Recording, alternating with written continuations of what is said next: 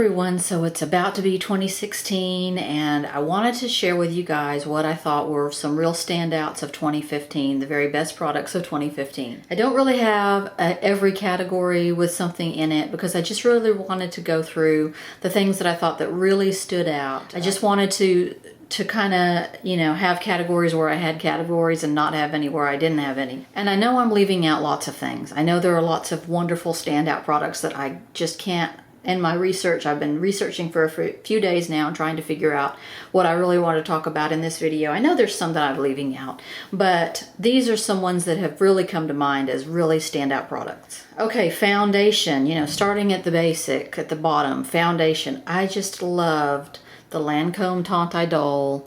I just love that foundation. I do not have that on today, so don't judge it by my skin today. I have a product on today that I don't really like, but I wanted to try out for you guys.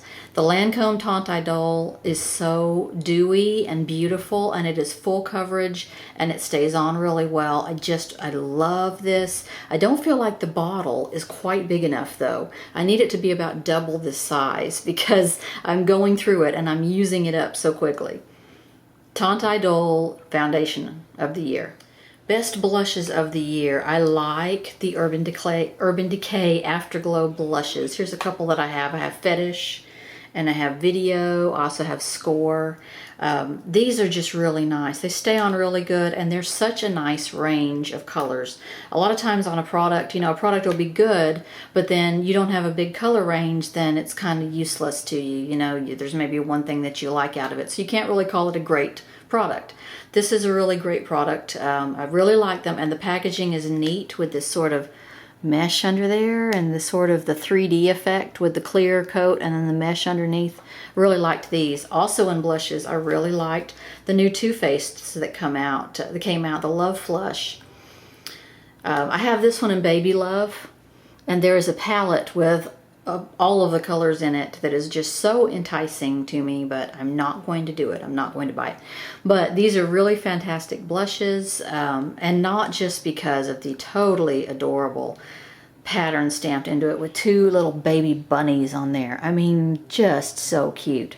Anyway, they're good blushes just on their own, not regardless of the pattern that's on them.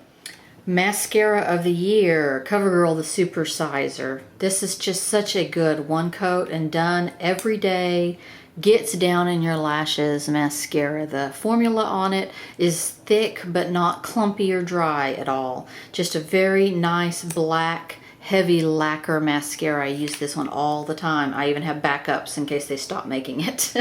Concealer of the Year, Maybelline Super Stay Better Skin. If you haven't tried this, it's just really good.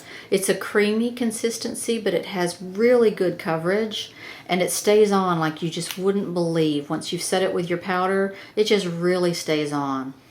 Highlighter of the Year, and I only have a little small one of these. I just love this product, the Becca Pressed Highlighters. This one is Opal. The pressed are so usable. They've almost got a moist feeling or a creamy feeling to them, to where they just really, you can press them into your skin. It's so nice, and the sheen on these is so beautiful. Becca, not glittery at all, just a beautiful glowing sheen. You can really go crazy with these and just have a really beautiful glow. I love this line. Best eyeliner of the year. I'm so glad I found these, and I have 4 of them now. The Lancome Drama Liquid Pencils. I've hoarded up 4 of them so far. They're so smooth and creamy, and what makes them fantastic is the enormous range of colors, just enormous. Yellow, hot pink, any bizarre color, green that you want. They're so smooth and creamy. They're so smudgeable. I wear these almost every day. As long as I'm wearing a brown or a blue or a purple eyeliner, this is what I'm going to use. I wanted to have a lip product of the year category, but there are too many good ones. I just can't decide. Boy, this was the year for matte lips, wasn't it? Liquid matte lips. Just insane. Every single brand came out with their own liquid matte lips, and some of them came out with a couple of versions of their liquid matte lips. I do have to say that Urban Decay's Matte Revolution lipsticks are really, really nice. They're matte, but they're super creamy, and you just do not feel like you have a matte lipstick on. Also, I've been trying lately the new Infallible, L'Oreal Infallible Liquid Matte Gloss, I think that's what they're called.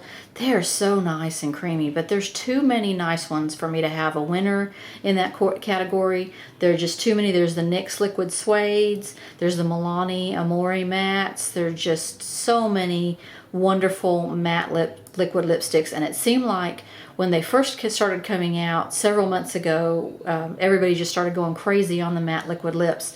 They were really dry, and then as the months went by, they started to formulate better, and they start to get more and more creamy and more feeling good and moisturizing on your lips.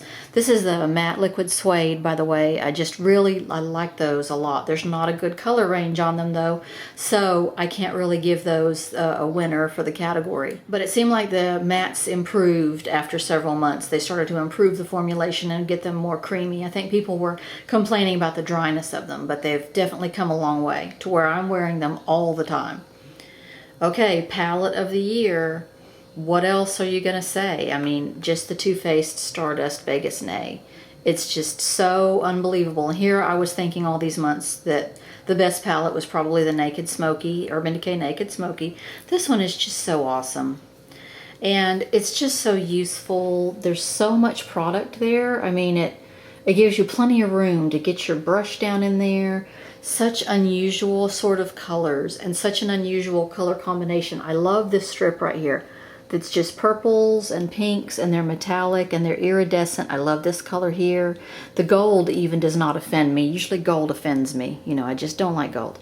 But it's so beautiful, and these right here are so useful. I just love this palette.